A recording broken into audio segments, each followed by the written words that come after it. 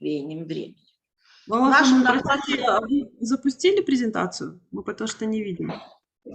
Да, я запустила. Вы не видите презентацию? Сейчас не видим. Демонстрация экрана должна быть, да? Я же, минуточку, сейчас я запустила, она идет, а, видимо... Так, что же делать? Минуточку. Демонстрацию экрана. А вы запустили презентацию? Мы потому Да, что я не видим. запустила презентацию. Да, я запустила, вы не... Минуточку, сейчас посмотрим, почему она не идет. Почему же она не идет? Минуточку.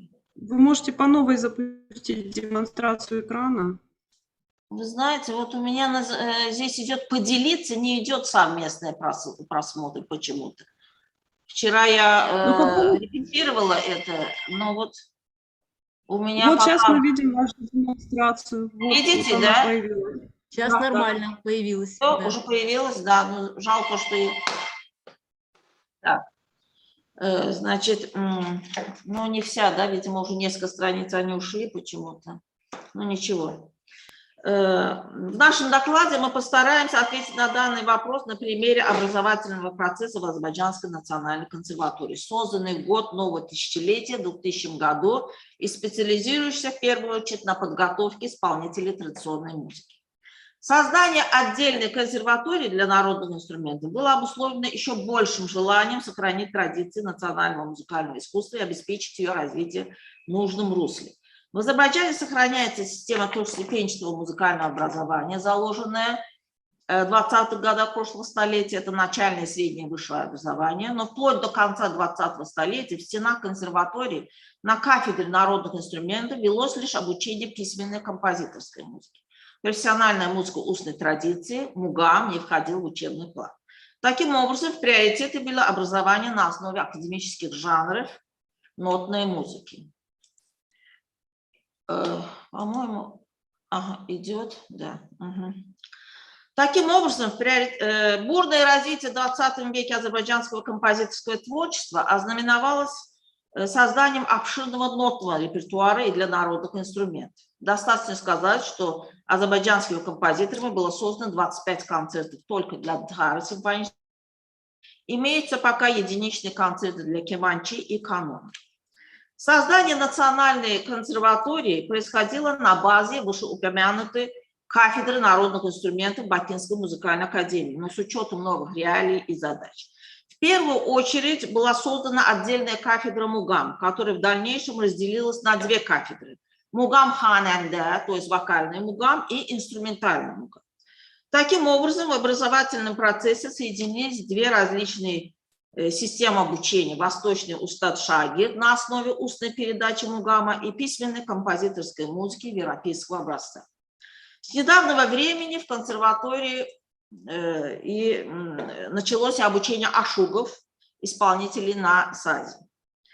Можно ли считать Азербайджанскую национальную консерваторию своеобразным образцом современной восточной консерватории? Думается, можно, но имеются важные пробелы в образовании, которые предстоит еще решить. Это в первую очередь целенаправленное изучение классической восточной поэзии, философии восточных языков. Искусство МУГАМа подразумевает большие знания в данных областях. Именно на этом важном духовном и нравственном фундаменте вплоть до 20-х годов 20-го столетия воспитывались известные представители искусства МУГАМа прошлого. Хочу здесь одну заметку сделать. Когда мы говорим «система устад-шагирд», это не означает только передачу устным путем знаний, это и передача образа жизни, образа мысли, мировоззрения. То есть это очень такая глубинная система, фундаментальная. Упрощенное понимание этого – это немножко неверно, я считаю, поэтому надо как-то отнестись к этому очень глубоко. И все эти составляющие были утеряны в советский период, оставаясь вне поля официального образования. Азербайджанская традиционная музыка, веками являющаяся органичной частью восточного музыкального мира, оказалась изолированной от своей обширной естественной среды. В настоящее же время в консерватории отведены немногочисленные часы для изучения арузного стиха, но они не в состоянии восполнить данный пробел. Другой важный момент, по поводу которого идут споры уже долгие годы, это вопросы темперации народных инструментов. Не секрет, что звуковой строй народных инструментов в советскую эпоху подвергся довольно существенному изменению. Он максимально приблизился к равномерно темперированному строю европейских инструментов. Всему этому есть конечное объяснение, так как идеологическая основа советского времени диктовала свои жесткие условия. Эстетика светских жанров не удовлетворяла потребности массового, как говорится, пролетарского искусства. Благодаря неимоверным усилиям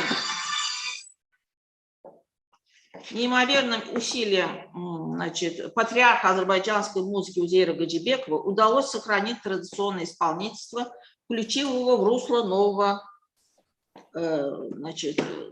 времени.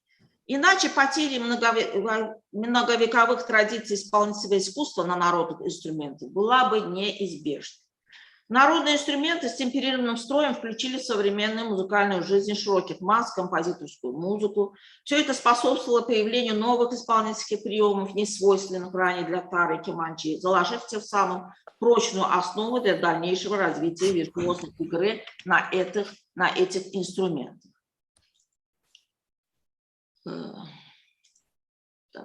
С другой стороны, темперация строя тара, исчезновение четвертьтонов или же изменение их местоположения привело к изменениям в гюше и шойбе в мугамных досках. Как пишет в своих работах Эльхам Бабаев, с потерей определенных ПРД в стороне остались и целые мугамы. Переход на равномерную темперацию сформировал наш слух в рамках полутона. Мугам звучит на гармонии, фортепиано, кларнете, гобое, и азербайджанский слушатель с удовольствием внимает к этой музыке. Так возможно ли при устоявшемся слуховом опыте восстановить былое, утерянное, и какими путями это сделать? Пока что достичь консенсуса в данном вопросе не удалось, и проблема остается нерешенной. Есть предложение отделить тар для исполнения мугама от тара, предназначенного для исполнения нотной музыки. Но все это остается пока на стадии обсуждения. На сегодняшний день среда обитания наших традиционных исполнителей, в том числе носителей мугама, довольно широка. Некогда элитарное мугамное искусство все больше приобретает отчетливые черты демократичности, массовости. Поэтому поиск новых форм и средств выразительности неизбежен. При этом с каждым годом сужается и аудитория ценителей классического мугама доскях. Об этом бьют тревогу, пишут в своих работах наши известные музыковеды, специалисты по искусству мугама. В стенах консерватории наши студенты получают профессиональное образование, естественно, в первую очередь в пределах устоявшихся канонов, сформированных веками. Но в последние годы большую популярность получила практика так называемых мугамных композиций, словно в противовес классическим доскам. Она отличается более свободной трактовкой мугамного цикла. Если при исполнении доскяха мугаматик должен строго следовать его структуре и наиболее полно охватить все его шойбе и гюше, то композиция дает возможность охватить всего несколько гюше и шойбе. Как объясняют сами мугаматисты, особенно это нужно бывает во время исполнения на конкурсах, концертах, когда время строго ограничено. Опираясь на определенную песню или тесник, а также ренг, исполнитель строит вокруг нее динамическую мугамную композицию, соответственно, выбранному образно-эмоциональному строю. В последние годы составители таких композиций особенно привлекают композиторские песни, в которых можно увидеть оригинальный ладотональный план. Используя эти песни, выстраиваются композиции в пределах 10-15 минут. Есть множество довольно удачных примеров мугамных композиций прославленных исполнителей мугама. Среди них отметим композиции Алима Гасымова, народного артиста Азербайджана, тариста Малика Мансурова, а также представителя молодого поколения, заслуженного артиста, тариста Шахрияра Иманова и других. Все они являются преподавателями Национальной консерватории. И эти навыки, безусловно, передаются студентам во время занятий по специальности. Но в данном явлении, как нам кажется, наблюдаются и нежелательные моменты. Дело в том, что если создающий мугамную композицию ханенде, то есть вокальный исполнитель мугама, стремится отразить философскую сущность словесного текста, следуя за поэтическим содержанием, то в чисто инструментальных композициях проблема, думается, усложняется. Главным становится показ виртуозных возможностей исполнителя, что влияет и на драматургию композиции. Неоправданные частые кульминации, сумбурные этюдообразные движения вверх и вниз, интонационный разнобой являются основными отличительными таких композиций. Хочется подчеркнуть, что эксперименты приветствуются руководством консерватории, и для этого даже отведены специальные часы музыки, где 2 раза в неделю в малом зале консерватории любой студент и педагог может показать свое искусство, свои нововведения. Практика показывает, что некоторые, даже полностью отвергнутые новшества, приобрели путевку в жизнь. Стремительно проникает исполнительское искусство на народных инструментах джаза и поп-музыка. Это мы отчетливо наблюдаем на ежегодных джазовых фестивалях. В стенах консерватории состоялась даже презентация нового сборника переложений для тары и фортепиано, где впервые, значит, объектом для переложений стали известные образцы джазовой и поп-музыки. Автор и составитель этого сборника, талантливый выпускник, а ныне молодой преподаватель нашего вуза, заслуженный артист Шахрият Иманов, который прославился своими необычными композициями для тары. Таким образом, в итоге мы наблюдаем процесс обновления как в исполнении самого Мугамбы, так и в репертуаре исполнителей на народных инструментах, которые обусловлены требованиями сегодняшнего дня. Все это естественным образом влияет и на учебный процесс, который не может оставаться в стороне от веяний нового времени. И в конце доклада я хочу вам внимание отрывок из композиции «Чахаргах» в исполнении преподавателей и студентов нашей консерватории. Она была исполнена на одном из конкурсов исполнителей Мугама, руководитель ансамбля, заведующий кафедрой инструментального Мугама Малик Мансуров, солист, студент 4-го курса Нурлан Джабизаде.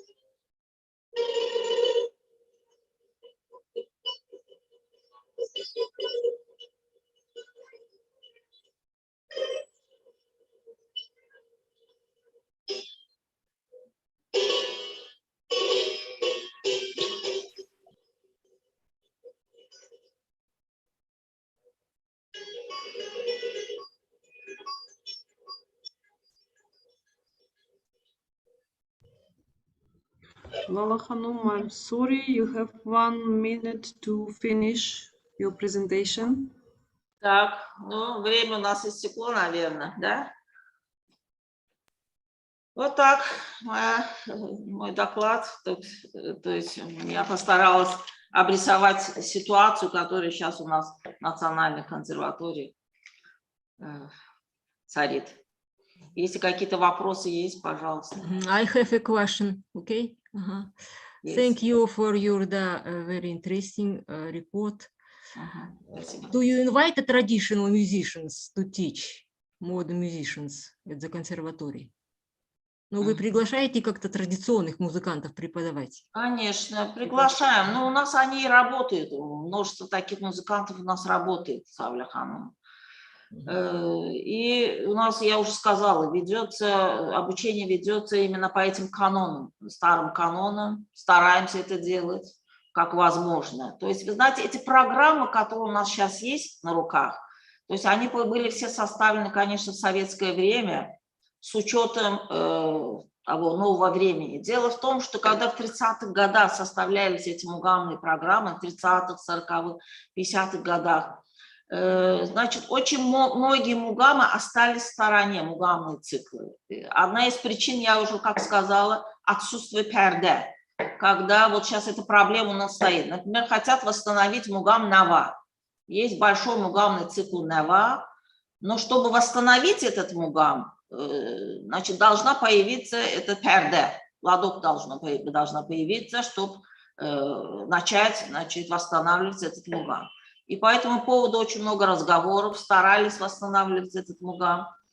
Но пока что больших таких успехов нет. Очень многие педагоги, вот инструменталисты, вот сейчас вы видите Малика Мансурова, видели, он, значит, постарался восстановить стар с четверостонами, но это не всегда приветствуется. Меняется интонация, вы понимаете, там очень тонкий вопрос стоит. Азербайджанская музыка интонационно, она уже сложилась. И когда немножко меняются вот эти четверостона, добавляются, интонационно уже у нас ухо наше воспринимает не то иранскую музыку, не то арабскую музыку.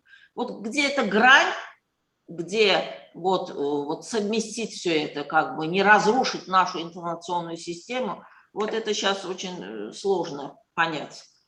Поэтому... Thank you, dear Lala Hanum. I'm sorry to interrupt you. The very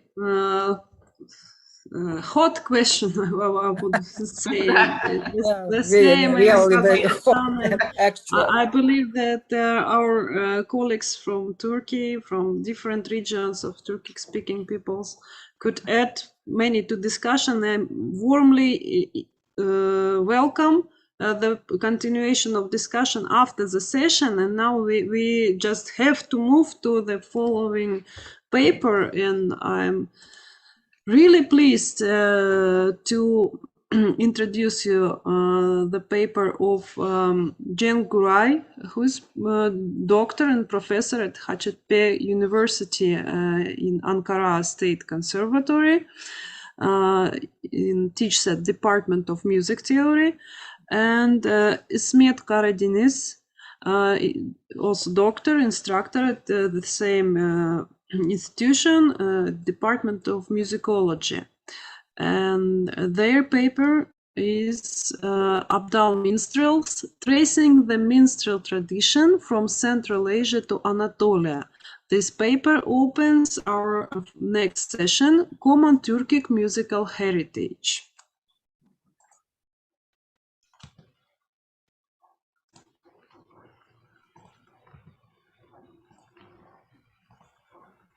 Hello, dear guests. Good afternoon from Ankara, Turkey.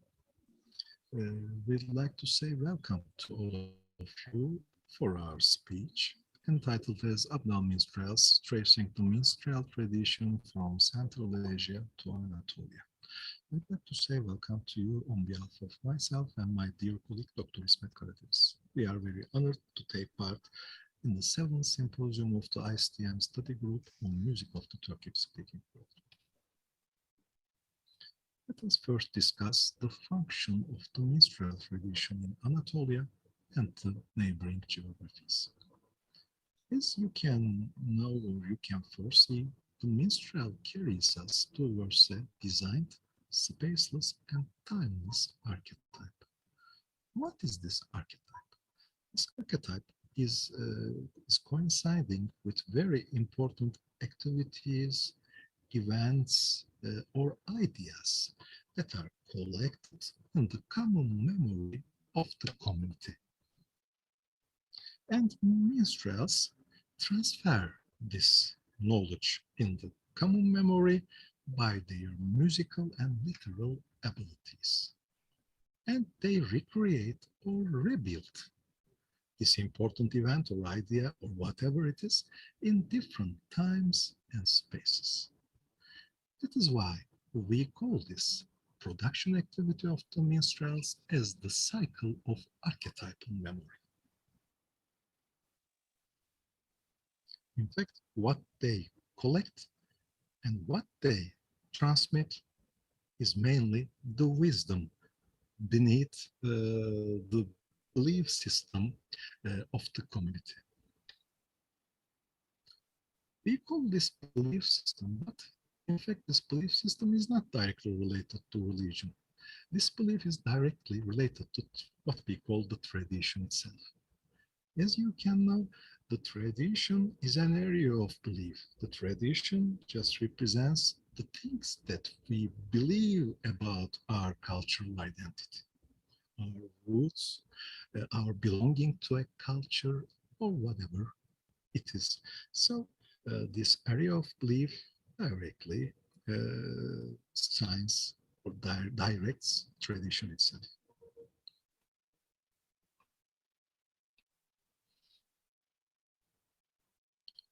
And who were these Abdal minstrels? In fact, they can be traced back to 12th or 13th century by the verbal transmission, but we can trace them in the written materials during the 14th and 15th century. They are initially a Turkic troupe or a dervish group that has also religiously constructed the base for the Alevi or Bektashi belief systems in Anatolia. So religiously or regarding the belief systems, they are constructing a very strong relation between Anatolia and Central Asia. Also, they are keeping this relation in their literal and musical activities too. They have a special way of pursuing the universe, pursuing the eternity, pursuing the human and the nature, and they use their pursuing activities in the production of the literature and musical material. So they recreate this eternal knowledge beneath their memory and beneath the public memory by music and literature in different time and spaces. A process that had started in the 14th and 15th centuries and coming up until now.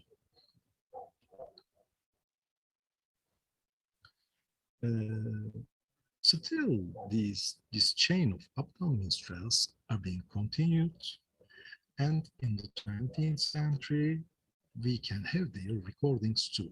In the past centuries, of course, they were brought us only by some literature material and some small notations only. But in the 20th century, we have the chance to record them and see their roots that are going hundreds of years back and connecting Anatolia with Khorasan and Central Asia. With my dear colleague, Dr. İsmet Karadeniz, we had the chance of analyzing their products, the products of these Abdal minstrels in the 20th century, and we have tried to understand this connection of them with the past and with the neighboring geographies. So our first work was to was to try to analyze a very interesting folk song that was performed by famous Abdal minstrel Muharrem Ertaş. And we have faced a very interesting result at the end. So let us discuss about that. But first, we should listen a bit to Muharrem Ertaş.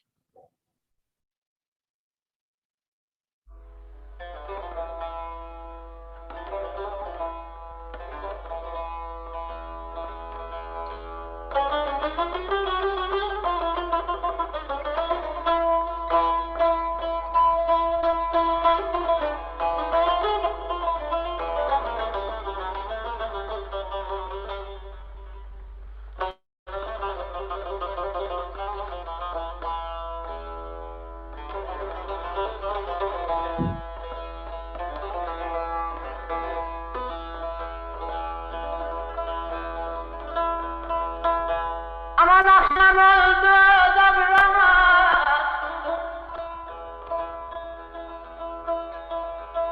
Vay buramaz.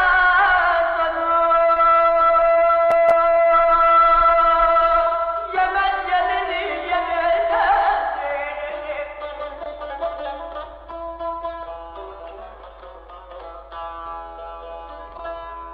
Çakıncı gelsin yürüyüp.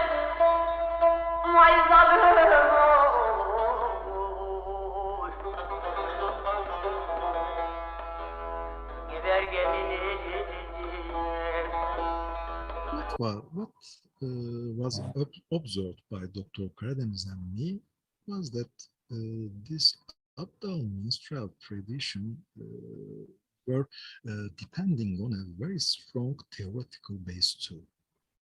This theoretical base had two different parts. One of these parts was the literature side, and the other part was the musical side. In the musical side, we can easily see that, as also seen in the above table, the makam structures used by the Abdal minstrels were going back to 15th century Anatolian music. So in music, they were keeping a very strong memory behind them. And in literature again, they were using again very old structures, very old forms that was going until the 15th century again. But what is another important thing is that these literal forms were also very common in the Central Asia too. So they are bringing a very interesting knowledge, musically, literally, and religiously from Central Asia to Anatolia. I'd like to give the word to Peer, Dr. Karadeniz now, for some other examples. Thank you, Cenk Hocam, and dear participants. After Professor Güray's presentation that brings the historical context to the present, I would like to touch on the living extension of the Abdal music tradition in modern Turkish music through several concrete examples. I will focus on two sections from the first movement of the piano concerto composed by Ahmet Adnan Saygun, one of the preeminent composers of contemporary Turkish music. A series of analyses examining the makam abstractions in the composition showed that Saygun had used 7 makam structures specific to traditional Turkish music and 4 Western Turkish-based scales in just about 50 measures of the first movement in question. One of these scales is the major Neapolitan scale. Let's listen to the passage and try to recognize the scale created by the section in the frame.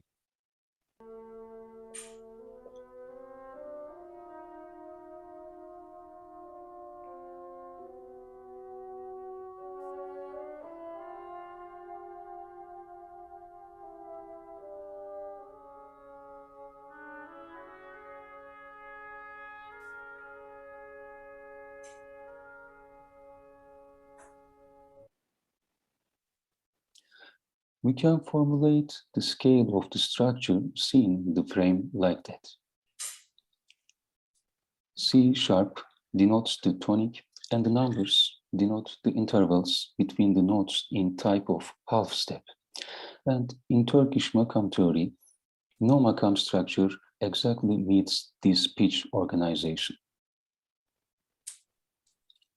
However, the similarity of this scale with the Çukurova type Bozlak scale is striking at this point.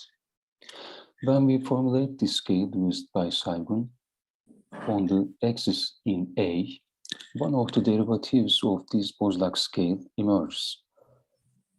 Therefore, it's possible to accept this structure as a Bozlak abstraction. And the second passage, this motif was named Saygun motif by Emre Aracı because it was frequently used in Saygun's works. Indeed, it's possible to come across this motif in many works of Saygun. Let's listen to a few of them briefly. From the piano concerto,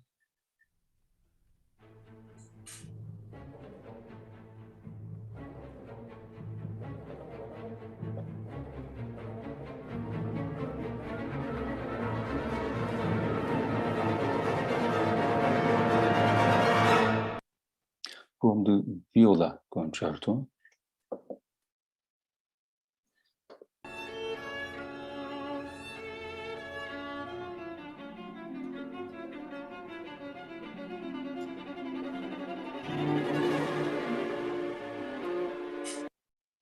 and from the oratorio.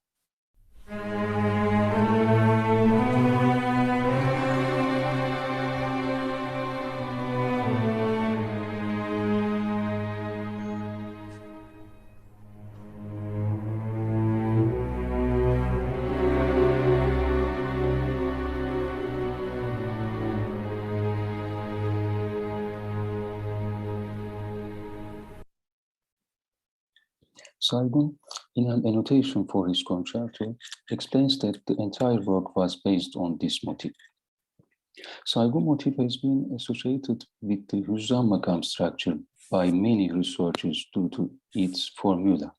However, there isn't any makam structure that's based on Dügah and uses the Kurdi and Nim Hijaz pitches together from the beginning to the end of any work. But we detect as an interesting point that some semahs and bozlaks in the folk music repertory use these two pitches very clearly, just like the example that Saygun abstracts. These two brief motifs show that the Abdal characterized cry of traditional Turkish music echoes and lives on even in 20th century Turkish music. And it's possible to evaluate this living essence as a bridge that brings both the past centuries to this century and the authenticity of Turkish traditional music to the new music. Thank you. Cenk Hocam. So as a result, regarding the Abdal minstrel tradition, we have three very important points. One of them is the Abdal tradition carries a great remembrance of the ancient makam traditions of Anatolia. Secondly, they are bringing a very important memory to the literature relation of Anatolia. And the third thing is that they are a very strong again a memory part of the religious or the belief side of the Anatolian culture. So, examining the Abdal minstrel tradition opens a passage to us for the past of Anatolia and shows us the way how the Anatolian culture was integrated with the Central Asian or the Khorasan culture. And we can finally say that if there is an initial event that is directly touching to the secret of the being or eternity itself, Abdals know this sound, and they are continuously transferring this wisdom to the later generations in time and space. They had heard and enabled the other people to hear this archetypal sound of eternity and constructed a theory of this cycle through music and literature. This was a timeless and spaceless chamber. What is heard through the Abdal minstrels is the echo of this eternal sound now. Let us listen to them. Thank you very much.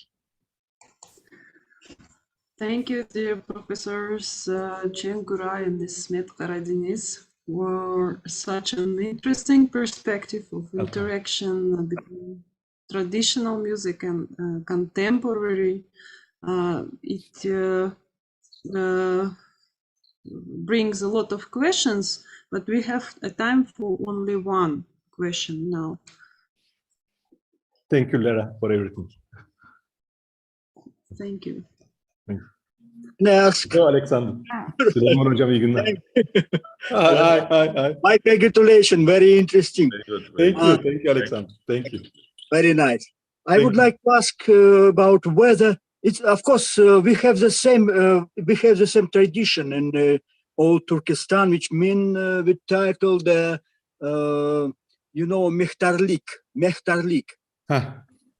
Yes. Mehtarlik. It's Mehtarlik. like Abdal, you say, but they use a special language for between them. It's called Abdal Tili. Abdal Tili. Oh. Secret language which used by this kind of musicians traveling through the Central Asia and Khorasan, maybe. Do you know something about this Abdal Tili? No. No. This is the first time I'm hearing it now from you. Great knowledge for us. Yeah. It was one publication in Russian, unfortunately, by Russian scholar Troitskaya about Abdal Tili, of the argo of such kind of musician. Abdal Teri.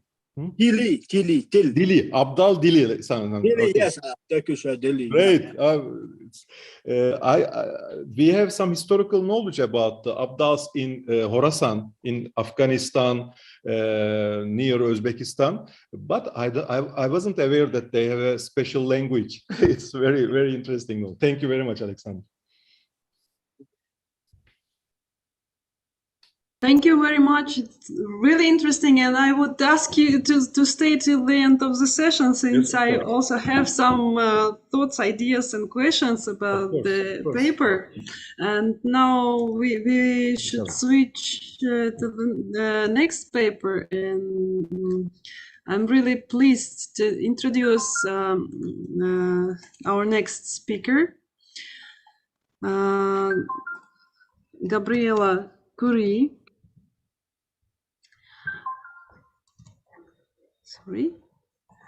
Who is a PhD and associate professor of musicology at the University of Minnesota Twin Cities from United States.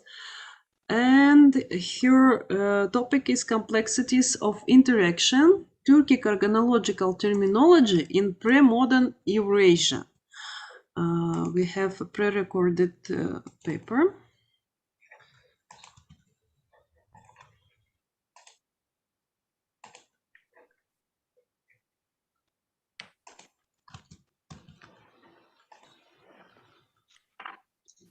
Good afternoon and greetings from Minnesota. I would like first to thank the organizers for this wonderful conference, and let's hope that next time we can meet in person. The Turkish term kobuz, it's found in several different spellings and denotes a rather heterogeneous range of string instruments with a wide variety of designs, all which are found throughout Eurasia and beyond.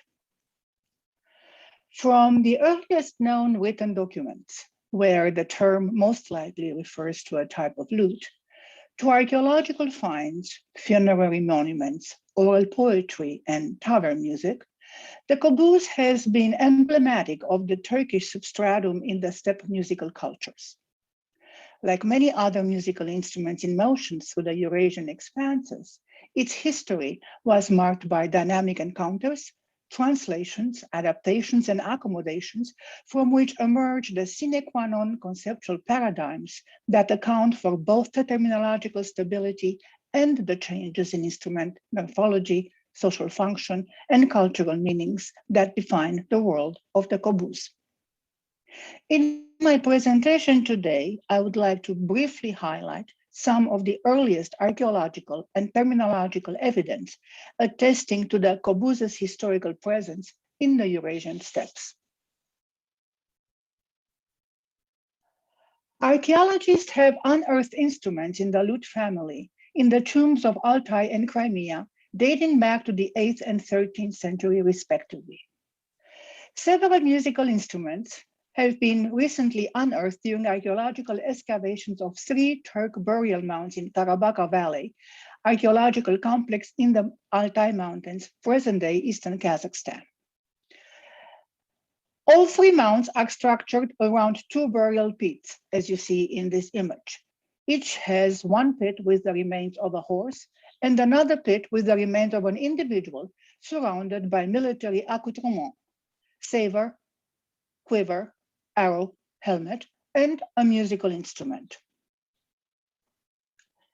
The instruments in 2 of the mounds are clearly lutes carved from a single piece of wood with long necks and sound chests formerly covered with skin. One has a boat-shaped sound chest, while the other, seen here, a bowl-shaped one. The instrument in the 3rd grave is poorly preserved, but the surviving headstock with 4 pegs and fingerboard suggests a type of plucked 4-string lute. A couple of decades earlier, archaeologists excavated the 13th century Kipchak Kuman burial mound just north of Crimea, near the village of Kirove, Kherson Oblast, present-day Ukraine. The grave goods accompanying the deceased male include a bow with arrows and a quiver, and a 3-stringed spoon-shaped lute, carved from a single piece of wood, together with what archaeologists identified as a bow. The sound chest of the lute is long and narrow, equal in length to what is believed to be the bow of the instrument, with resonating sound holes and a small bridge, and it was originally probably covered with skin. 3 grooves on the fingerboard indicate the existence of frets. 3 holes drilled in the head of the fingerboard would have accommodated 3 pegs. An instrument almost identical in proportions and observable morphology, yet lacking the bow this time, was carved at the feet of a Kuman Kipchak warrior statue, today housed in the Simferopol Museum in Crimea. Such statues also have a funeral symbolism attached to them. We know from the oldest extant Turkic writings, that is, for example, the Orkhon inscriptions from the mid-8th century, that figures such as this were called balbals, and that they were created by the Turks in memory of the dead, possibly representing the deceased individuals themselves. We also know from William of Robrook's mid-century account that such statues were erected by the nomadic inhabitants of the South Russian steppes to commemorate their dead. It is therefore very likely that the Simferopol balbal, with his carved lute at the feet of the human figure, is a monument that commemorates a Kobushchi. Archaeologists typically refer to all the loot they excavated at sites scattered across the steppes from the Altai Mountains to Crimea and beyond, with a version of the term Kobuz. Moreover, they all tend to view them as ancestor of whichever particular version of the instrument exists in the present-day musical tradition within their respective modern nation-states. Such historical links should be regarded with skepticism, though. The very few comparative archaeological, iconographic, and textual samples dispersed over an enormous geographical area and many centuries do not allow for the construction of a historical narrative rigorous enough to suggest continuities with modern practices. Moreover, culturally linking the early and the modern in such a manner disregards the host of additional cultural encounters and exchanges that are known to have occurred in the intertwining time, encounters that have helped diversify, possibly standardize, and at time drastically transform the morphology and performance practices associated with many of these musical instruments.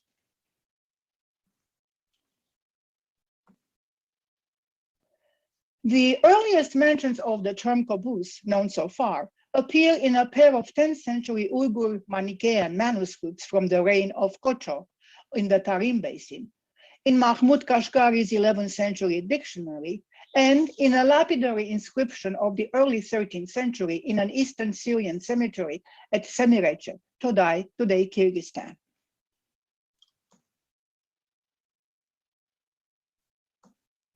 After having traveled extensively in many Turkic lands, the 11th century Karakanid scholar and lexicographer Mahmud al-Kashgari journeyed to Baghdad, where he compiled his monumental Compendium of the Languages of the Turks, the first comprehensive dictionary of Turkic dialects,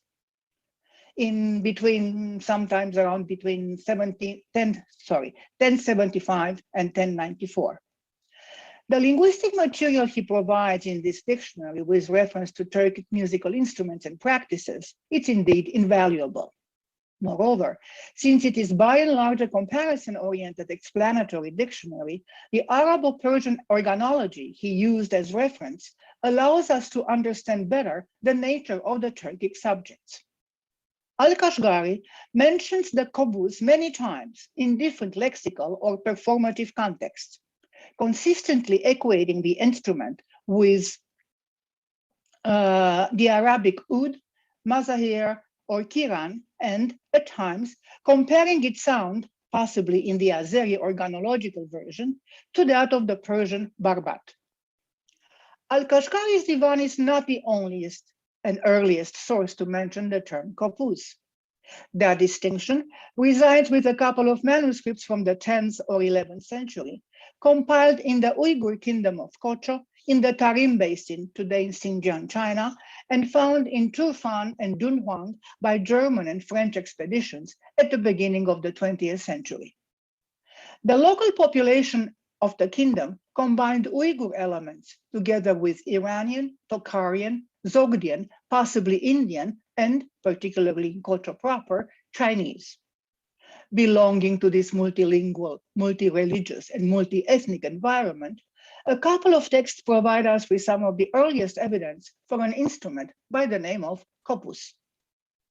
One passage from an Uyghur Manichaean wedding blessing from Turfan, written in Syriac script, characteristics to the 12th century, 10 to the 12th century, speaks of the bride and groom's relatives in musical terms, and I quote, "As the kobuz and the kishak play together, as the chinkuk and the chinchirchak sound together, may the relatives by marriage work together, and may there be eating, drinking, and rejoicing," end quote. It is entirely possible that the mention of two instruments with Turkic names, the gichak and the kobuz, in a Manichaean text representative of the pre-Buddhist Uyghur stratum may not be accidental, since an even earlier source corroborates this nomenclature.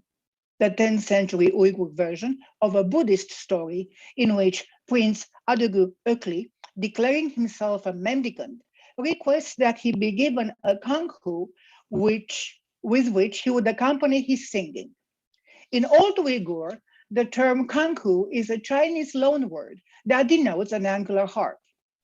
Once given the kanghu, the prince sits himself in the center of the town, surrounded by a large crowd, where he begins to skillfully play his instrument, which this time is identified not by the Chinese angular harp term konghu, but as a Turkic kopuz, an organological shift undoubtedly indicative of Uyghur bimusicality at the time. A later example comes from the rich epigraphical corpus consisting of more than 600 tombstone inscriptions from East Syriac cemeteries situated in the Chu Valley, not far from Lake Istiklal in Kyrgyzstan. At least 3 inscriptions refer to the deceased individuals with musical abilities. One of these inscriptions is written completely in Turkic and gives the date of 2 systems, the Seleucid system adopted by the East Syriac Church and the Turkic calendar. It reads, and I quote, "According to the calculations of Alexander Khan, it is 1623. It was the Turkic year of the mouse. This is the grave of Mangutastai, the kobuz player. Kobushchi. May he be remembered, end quote. The Turkic name Mangutaştai, which translates as like an eternal stone, identifies therefore a musician, specifically a kopuz player, who apparently received a Christian burial at the beginning of the 14th century in an East Syriac community north of the Tian Shan Mountains. This inscription is thus the earliest known witness to a player of the kopuz, the musician himself. Both terms, kopuz and kobushchi, are found aplenty in a large number of large 13th and early 14th century sources, among which are dictionaries and glossaries, such as those contained in the late 13th century Codex Cumanicus and the 14th century Rasulite hexaclode. The Rasulite hexaclode, a 6-language glossary compiled by or for the Rasulite king of Yemen, contains an entry for the Arabic al-tumburi, player of the tumbur, the long neck lute, with the following equivalents: mutrib in Persian, kobushchi, Turkey, and kuhurchi, Mongol. The Persian mutrib aside, musicians or minstrel, and thus with no organological specificity, the other names refer to a musician as a player of a culturally specific string instrument, clearly from the same family of long-necked lutes, the Arabic al-tumburi. Same term, korbushchi, appears also in the Latin, Persian, Cuman Kipchak glossary in Codex Cumanicus, probably compiled by Italian merchant or Franciscan monks engaged in trade or missionary work in the region between the Lower Volga and the Crimea. In a section dedicated to musical vocabulary, the glossary introduces a set of interesting trilingual terminological parallels, among which we encounter sonator, mutrub, and kobushchi. In the Latin-dominated world of our European compilers in Crimea, imperfectly as they may have represented Cuman Kipchak organological meanings, the kobushchi stands metonymically for a generic instrumentalist comparable to the Latin sonator, instrument player, and the Persian mutrib, musician, entertainer. It is safe to postulate that the shape and performance techniques of the instruments denoted by the term kopuz would have not necessarily remained exactly the same across diverse musical geographies and over almost half a millennium, from the Uyghur kingdom of Kocho to the East Syrian communities of the Jew Valley, near Lake Isikil, to the Crimean Cuman Kipchaks. Amid these variables, though, there is at least one apparent constant. In many of these early communities, whenever we encounter the term kopuz or an instrument that might have possibly carried that name, it was apparently associated with rites of passage, as a participant in the symbolic union of a wedding in the Uyghur Manichaean blessing, and as a companion to its player in the Turkic steppe burial customs. Particularly intriguing in the latter case is the ubiquitous coexistence of musical instruments, sabers and bows and arrows in each of the burial sites mentioned here, as well as some evidence of school trepanation, which might have been performed to facilitate states of altered consciousness characteristic to shamanistic practices. This potential bardic shamanistic entanglement in the early history of the instrument and its practices is quite fascinating and resonates with the lore surrounding modern practices in Central Asia. Yet more evidence is needed to support such a hypothesis. Thus far, archaeological and textual documentation attest to the fact that such early lutes with skin-covered belly had long been entered in the Turkic world and at times seem to have been associated with individual musicians, minstrels, who came to carry the name of their instrument or whose instrument accompanied them in the afterlife. What is also undeniable, but also the subject of another paper, is that by the time of the last Cuman Kipchak balbals in the 13th century, the kopuz had already gone beyond the boundaries of the Turkic steppe cultures, and that the social context surrounding its presence in the new host cultures were expanding rapidly, both eastward in Yuan China and westward towards the Hungarian steppes.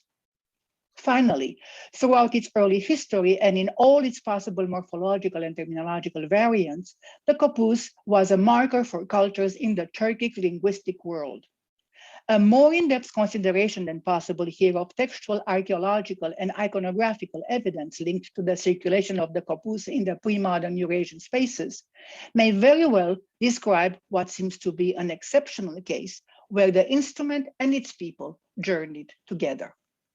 Thank you very much for your attention. Goodbye, greetings from Minnesota again.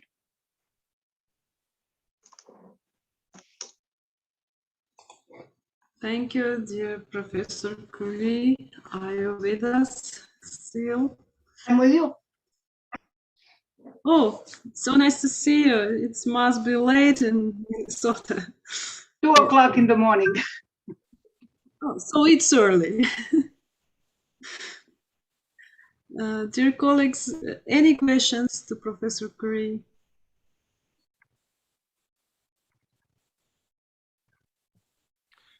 Dear Professor, may I have a question? Absolutely. Sorry. Thank you very much for your perfect presentation. Thank you very much. Can you again definitely tell us what is the first time that we face a corpus type instrument in the pictures or in the visual material?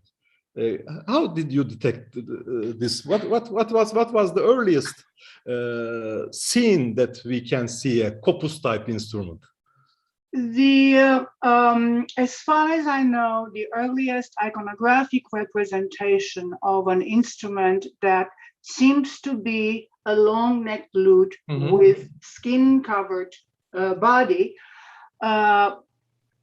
maybe, and again, I'm very careful here, yes, maybe, again, a Uyghur representation from approximately the 10th century, also found in a Buddhist temple in the Tarim Basin. Thank you. It's not very clear whether it could be a sidurgu or a kobuz, but it's definitely a long neck lute with the body covered with skin. Thank you very much, dear Professor. My pleasure. I mean, it seems that the Uyghurs have a very, very important role in the transmission, both of the terminology and the iconography of what is probably the earliest evidence for the presence of a kobuz. Thank you. Thank you very much. Thank you very much. It's interesting. I would love to know whether you know in which part of Isikul is this memorial? Is this? It's the Chu Valley, CHU Valley, that it's a bit southwest of Ezekiel, I think. A bit southwest. It's I can send you exactly the coordinates. Well, it would be good since I sometimes travel and try to find archaeological sites. Yes, I would love to have a picture and to send it to you too. It's the Isikul Valley is really interesting in archaeological sense. So yeah. It's a pity that we have the meeting not in Kyrgyzstan this time, probably next time. Next time, definitely. Yeah, I would love to find this site and to be able to bring all the colleagues who are interested there if we will have the symposium on Isikul. I have one question. How and where did you get acquainted with the Codex Cumanicus? Excuse me once again? How and where did you get acquainted with the Codex Cumanicus? Well, I've known about it for several years already. It's in one single manuscript that is nowadays in Italy, and is a type of work that has a glossary that is in Latin and two other languages, primarily Persian and Kipchak. It's probably either a sort of like trade type of linguistic help aid, or it's used by the Franciscan missionaries in Crimea in the 13th century to provide them with a linguistic ability to communicate with the local population. And the other part is a 14th century segment of the manuscript that has the Lord's Prayer and a number of other prayers translated from Latin into Kipchak. Oh, okay. How much information about instrument from Kazakhstan? There is everything that it's music related. It's in the slide that I have presented. There is a section in the glossary that deals with musical terminology, and that is all we've got. Ah, okay. I mean, if you would like, I will send you the. I mean, Lera, I think, has the PowerPoint and the PDF, and I think I can also send it to you if you want. Okay, okay. Thank you very much. My pleasure. I'm ready. I may transmit the PDF to Professor Kurmangaliyeva. I'm sorry to interrupt our discussion, but we have one last paper in this session, and I should ask whether Professor Kamchibek Dushaliyev is present. He intended to talk personally.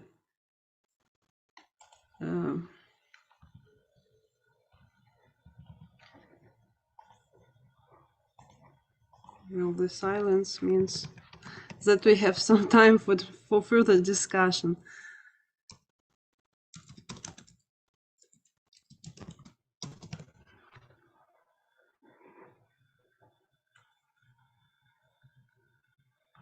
Камчебек Шаменович, вы с нами? Если у нас есть коллеги из Кыргызстана, может быть, вы можете связаться с Камчебеком Шаменовичем.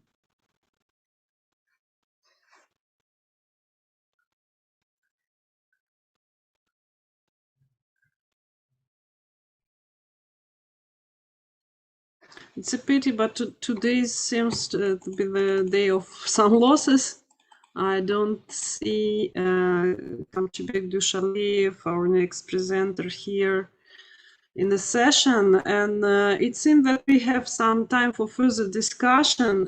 If I can use my position and use it for a couple of questions. First of all, of course, to Professor Curie, since I'm really interested in reconstruction of such kind of instruments. Do you know, probably someone tried to reconstruct kopuz from ancient times, since of course the instruments we have today are not the same. Some ideas, how was it played, as placket or as bowed instrument? All the evidence I have that I know of seems to indicate that the very early instrument was a plucked lute. The only case in which archaeologists maintain that there is a bow, although no picture I could find shows the bow, is the 8th century instrument they have discovered in the Altai Mountains. And the instrument is in the museum in Almaty. I think that is the original, together with a reproduction. The bow that is in the museum seems to be a reconstruction of something that they thought it was a bow. I mean, this is my theory, that in general, archaeologists tend to interpret the instruments they find in light of the contemporary traditions. And we are in deep trouble at times. But I have no evidence whatsoever that it was a bowed instrument, at least from what I've seen and what I've heard, what I've read until the late 14th century. After that, I am not a specialist. I am not going to put my hands in fire and try to but I have no evidence whatsoever that at least until the Timurid period, you do not have the term caboose associated with a bowed clearly with a bowed instrument in the literary tradition or the iconography. I know that you have all the epics in the Turkic world that talk about caboose. I am not a specialist in that, so I refrain myself from making any kind of statements on that tradition. Thank you. It also is confirmed by links to Tanbur Right. in the ancient. Yes. I mean, all the even in the Chinese tradition, in the Yuan court, the caboose or the hobosi is referred to as a plucked lute, not a bowed lute. Well, yes, I see. Thank you. Thank you so much. It seems a little bit similar to Tuvan Topshur. Yeah, exactly. Mm-hmm. Exactly. Probably there are connections. Thank you very much. Probably other questions to both of our presenters, to Professor Curie and Professor Guray.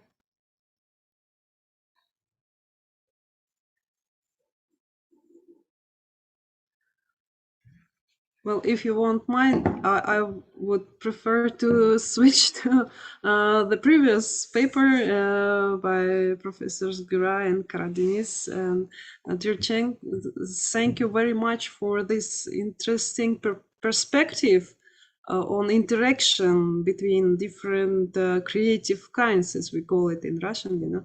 And what I heard sounded very similar to Shostakovich's Orientalistic motifs. So probably he used to use these Eastern traditions for creating his special modal system. Yeah. As they are both nationalist composers of their period, both Shostakovich and Ahmet Adnan Saygun, they are giving a great attention to their folk music origins. So this Abdal tradition and the ties between the connections between the Central Asia and Anatolia was extremely important for Ahmet Adnan Saygun too. Because he was trying to again inspire from the Turkish traditional music, and he was trying to inspire from its roots directly. So he went back to Central Asia and found the roots, and he found the continuation of these roots in Anatolia and used them extensively in his compositions. Maybe Ismet can add something to it. He's a Saygun expert. Ismet will know better than me. But in fact, the Shostakovich and Saygun is very similar in that sense, in my opinion. You are very right. Yeah, thank you. Probably, you know, we could search for connections not only between composers but also between traditions on which they paid attention. I actually don't think that Shostakovich was familiar with Abdal minstrels, but probably this Abdal traditions modal system somehow was folklorized in Caucasus region, for example, or probably even further to the north. Probably our Azerbaijani colleagues know the examples of same modal system. If it's possible, I can say that this tetrachord, half tone, whole tone, half tone, it is the tetrachord of mod shushter in Azerbaijani music, mod shushter. But in the case of Saygun, really, Lera said very noted that the association with Shostakovich's music, really, but in Kara Karayev music, we also can hear such tetrachords, but he used it as a composer, yes. But we musicologists tried to compare the modes of Azerbaijani music with language of Kara-Karayev. That's why it is a very expressive music, because the mugam and makam system is a little bit static, contemplative music. But here is really we heard some tetrachords of Eastern music. I think so, but as character of this music is more expressive, yes? In Saygun's interpretation, yeah, because he is contemporary composer, and he tried to find some common points between the contemporary language and the modes of Eastern music. I agree. Do you agree with me? Yes, I agree with you. Yes. What about but I think it's my report is also dedicated the theme, the traditions in Azerbaijani contemporary music. I hope that you will listen to me. And now it's more actual, such things that the mugam as idea, mugam as emotion, as the perception of time, maybe not only intonation, but I know, I understand that your aim is different, but if it's possible, please listen to me also. My investigation is with pleasure. Theme. Yes. Thank you. The modern Azerbaijani composers. Kara-Karayev is among them. Faraj Karayev and another composers, Frangizerizade. Sağ olun Zümrüt Hocam. Thank you. Çok sağ olun, siz sağ olun. Bilirsiniz, Sağ olun. bunlar doğrudan da indi müasir musiqide, çağdaş musiqide, mesela Saygunun əlbəttə biz görürük onları da, eşidirik o tetrachordları. Amma onlar onun süzgəcindən keçərək müasir bir bəstəkar, çağdaş bəstəkar olaraq, yəni o vakuumda yaşamır ki, o Shostakoviç'i də eşidib, o başqa o Stravinskini də eşidib və s. başqalarında. O öz konsepsiyasına, öz əsərinin obrazına onu tabi etdirib, eləmi? Ona görə bu ən qiymətlisi, ən dəyərlisi də budur. Yeni bədii keyfiyyət yaranıb. The new artistic discovery. Teşekkürler. Buyurun. Probably there indeed was some influences.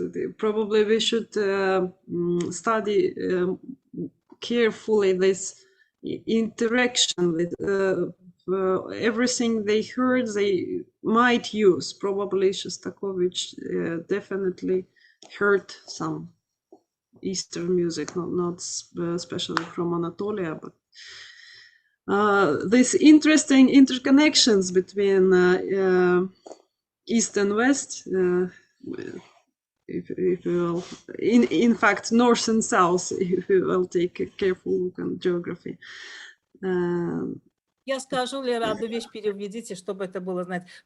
Кара-Караев был любимым учеником, да, Кара-Караев любимым учеником Шостаковича, да, и очень много ассоциаций с музыкой Шостаковича у Кара-Караева, да, мы всегда слышим, но он это пропускает через свою, вот знаете, вот это, да, вот свое восточное, как бы свой восточный опыт слуховой, через эти лады, которые он изучил в классе Гаджибекова, поэтому получается такой вариант Караева-Шостаковичевский, такой микс, понимаете, вот это очень интересно это. Да? Kara-Karayev was a favorite student of Shostakovich, and of course he used Shostakovich's ideas, but he filtered it through his background, Eastern background, and in his creativity we see this Eastern kind of Shostakovich. It's another kind of thinking.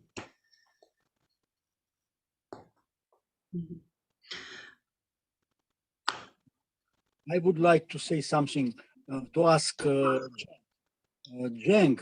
as I understood, we can compare this Abdal people in Turkey with the Mehtarlik tradition in Central Asia. But in Turkey, as we know, Mehtar is a army music. It's very well known. What you say about, what you think about this? Do you know about our Mehtarlik tradition in Central Asia? No, I only heard about it, Alexander, but I don't know the details, unfortunately. But as you have said, Mehter tradition is something different, slightly related with old Turkic traditions, but later on it has moved to a more central cultural place in the Ottoman era. So I think it's lost its connections, but most probably at the past there were strong connections again with Central Asia too, in Mehter tradition too. This Mehtarlik tradition in Central Asia even had the special risola. I mean, this special prescription for musicians. And one copy of this example of this risola we can find in a Russian ethnographic museum. I have a copy. I can show you this list of this, how to say this page of this manuscript of Mehtarlik, Risolai Mehtarlik. It's a typical, how to say, a religious ethic prescription, no professional prescription, just for how to, what kind of prayer you can use before and after the book, and so on and so on, how to can speak to your master and so on. I published it, but unfortunately in Russian, and published also facsimile, but in Tashkent. It's here. Maybe it will be interesting for you. Yes, I want to take it. Maybe I can translate it from Russian. It's especially partly is enough for me even. So maybe I can take it from you in St. Petersburg too. If it's with you, I will be glad to take some copies. I can help you to arrange it. Thank you very much. Thank you very much, Alexander.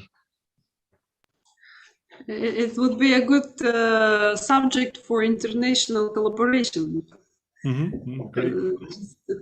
This idea. I wonder whether Abdal minstrels, as Professor Jumayev mentioned, Mehtarlik tradition touched the south of Kazakhstan, probably the Turkestan. Yes, absolutely, because these manuscripts were found in South Kazakhstan, in Shymkent city. It was found by one ethnographer and amateur, Komarov, in 1908, and he brought it to St. Petersburg at that time. Usually Mehtarlik worked together with theater artists, people theater artists, and they served weddings and some how to say, celebrations among people, ordinary people. And it keeps now, this tradition exists now, but in the form of small groups which served for such similar celebrations, wedding and so on. Karnai, Surnai, and Nagora. Right. We still call some small music groups, traditional music groups, as mehter in Anatolia too. Regional music groups, they play in the weddings or other ceremonies. We call them mehter. Still in regional terminology, it continues, but the meaning had a bit changed, I think. We know something about Abdals in Central Asia, but it's very few information. Such information about Abdal in Central Asia. It's like a hidden some Sufi dervishes groups, Abdal.